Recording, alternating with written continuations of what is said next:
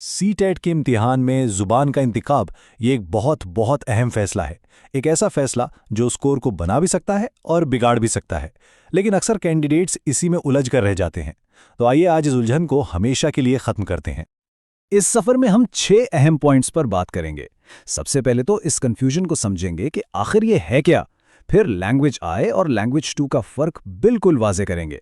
उसके बाद सबसे ज़्यादा स्कोरिंग ज़बान के राज से पर्दा उठाएंगे। चौथे नंबर पर उस सबसे बड़ी गलती की निशानदेही करेंगे जिससे बचना लाजमी है। फिर वो 5 सवाल आएंगे जो फैसला आसान बना देंगे। और आखिर में देखेंगे कि एक सही फैसला रिजल्ट पर कैसे असरअंदाज होता है। ठीक है, तो आइए सीधा मसले की जड़ में चलते हैं। वो उलझन जिसका सामना लगभग हर सीटीईटी कैंडिडेट करता है। लैंग्वेज आई में क्या रखूं? लैंग्वेज 2 कौन सी बेहतर रहेगी? क्या इस फैसले से सच में कोई फर्क पड़ेगा? यही वो सवाल हैं जो जहन में घूमते रहते हैं और एक बेचैनी पैदा कर देते हैं। लेकिन फिक्र ना करें, इस एनालिसिस के आखिर तक इन सब के वाज़िह जवाब मिल जाएंगे। और ये फैसला अहम क्यों है? क्योंकि ये सिर्फ 2 सब्जेक्ट्स का सवाल नहीं है, ये पूरे 60 नंबरों का खेल है। ज़बान के 2 पेपर, हर एक 30 नंबर का। अब खुद सोचिए, क्या कोई 60 नंबरों को किस्मत के सहारे छोड़ सकता है? बिल्कुल नहीं। चलें, अब इस टॉपिक के सबसे अहम हिस्से की तरफ आते हैं और लैंग्वेज आई और लैंग्वेज 2 के बुनियादी फ़र्क को हमेशा के लिए समझ लेते हैं। लैंग्वेज आई को अपनी होम ग्राउंड समझें। ये वो ज़बान है जिसमें सबसे ज़्यादा आराम महसूस होता है, जिसमें सोचते हैं, बोलते हैं और किसी भी पैसेज को आसानी से समझ लेते हैं। इसमें इम्तिहान का फोकस अंडरस्टैंडिंग और टीचिंग मेथड्स पर होता है, इसलिए इसमें फ्लुएंसी होना लाजमी है। लैंग्वेज आई यानी दूसरी ज़बान लैंग्वेज 1 से अलग होनी चाहिए। इसमें एक्सपर्ट होने की ज़रूरत नहीं है, बस एक अच्छा स्कोर हासिल करना है।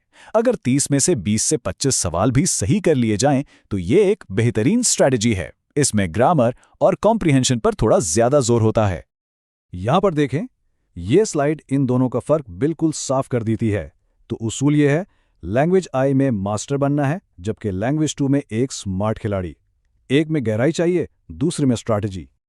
और अब वो सवाल जो सबसे ज्यादा पूछा जाता है, वो $1 मिलियन सवाल। आखिर सबसे ज्यादा नंबर किस जबान में आते हैं? इसका जवाब उतना ही सीधा है जितना इस स्लाइड पर लिखा है। स्कोरिंग ज़बान वो है जो किसी को आती है। कोई भी ज़बान अपने आप में स्कोरिंग नहीं होती, बल्कि महारत उसे स्कोरिंग बनाती है।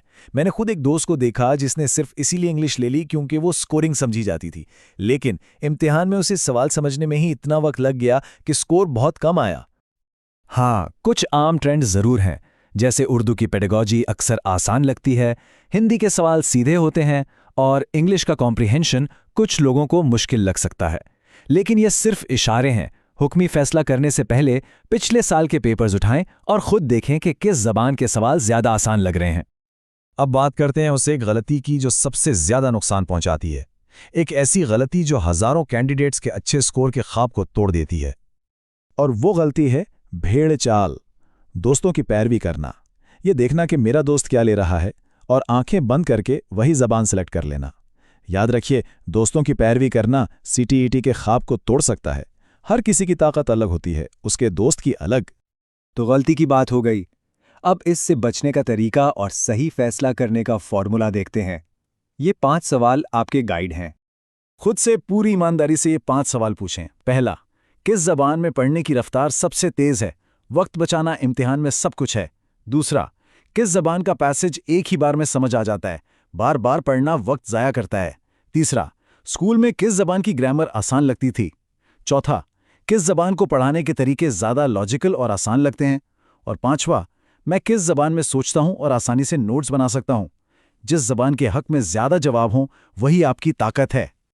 आइए अब इन तमाम बातों को जोड़ते हैं और देखते हैं कि एक छोटा सा फैसला फाइनल मार्कशीट पर कितना बड़ा असर डालता है। यह स्लाइड पूरी कहानी बयान कर रही है। अपनी मजबूत जुबान में आसानी से 24 से 26 नंबर लाए जा सकते हैं, जबकि गलत इंतखाब 15 से 18 नंबर पर गिरा सकता है। यह तकरीबन 10 नंबर का फ़र्क है और यही 10 नंबर का फ़र्क क्वालिफाई करने या ना करने का फैसला कर सकता है। तो खुलासा यह है कि ज़बान का सही इंतखाब सिर्फ चंद नंबरों का मामला नहीं, ये ओवरऑल स्कोर को बढ़ाता है और क्वालिफाई करने की राह आसान करता है। और सबसे अहम बात, ये इम्तिहान आपका है, करियर आपका है, तो फैसला भी सिर्फ आपका होना चाहिए। अब जबकि रास्ता बिल्कुल साफ है, तो खुद से पूछें, कौन सी ज़बान वाकई मेरी सबसे बड़ी ताकत की अक्कासी करती है?